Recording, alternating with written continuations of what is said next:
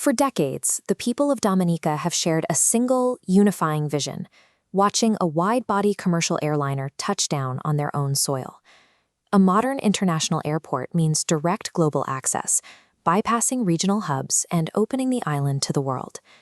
Building a runway capable of handling that kind of traffic in a mountainous island is a colossal engineering feat.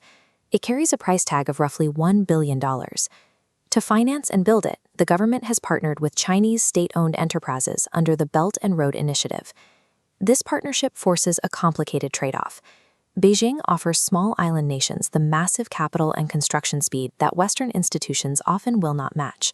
But that reliance brings acute anxieties, both locally and internationally, about unsustainable debt and the potential erosion of national sovereignty. Almost everyone in Dominica wants this airport.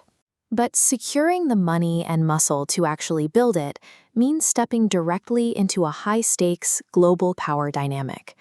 While the geopolitical tensions play out on the world stage, the actual construction has triggered a fierce conflict closer to home. The epicenter is here, at a proposed rock quarry called Dew Branches, located near the island's pristine northern forest reserve. The government, led by Prime Minister Roosevelt Skerrit, argues that extracting aggregate from this specific site is an absolute necessity. Sourcing the millions of tons of rock locally, right near the construction zone, keeps costs down and prevents massive delays. Local activists and the indigenous Kalinago people see a severe threat. They are protesting the ecological risks to ancestral lands and river systems and point to evidence suggesting the quarrying might actually be a cover for extracting valuable copper. In the rush to lay down the tarmac, citizens are asking if the immediate financial savings are worth sacrificing the environment that gives the nature island its identity. The extraction process at Dew Branches threatens to dump heavy sedimentation directly into the Pagua River, a primary water source for the Kalinago territory. It places heavy industrial machinery right on the edge of ancestral lands. Dominica recently ratified the Escazú Agreement. This is a binding international treaty requiring the government to guarantee public participation and free access to information before any major environmental changes are made. Yet the Kalinago leadership, including Chief Annette Sanford, report they were entirely shut out of the environmental impact consultations. Copies of the assessment were not even provided to the territory. The legal promise of Escazú was broken. Adding to the alarm, an independent geological assessment by Professor Simon Mitchell found that the rock at Dew Branches contains critical structural flaws, making it a poor foundation for a runway. His report also confirmed the presence of copper at the site. Bypassing indigenous communities and ignoring environmental treaties directly attacks the core ecological values that Dominica relies on for its survival and its global reputation. A different ledger is required, separating cost from worth. On the cost side, ripping up the mountain saves millions today. On the worth side, we measure the irreplaceable: clean Pagua River water, Kalinago sovereignty, and intact ecosystems hold lasting value.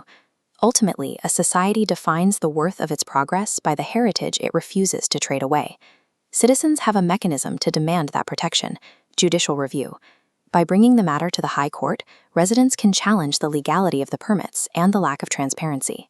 The goal of a legal challenge is not to cancel the airport. It acts as a civic timeout.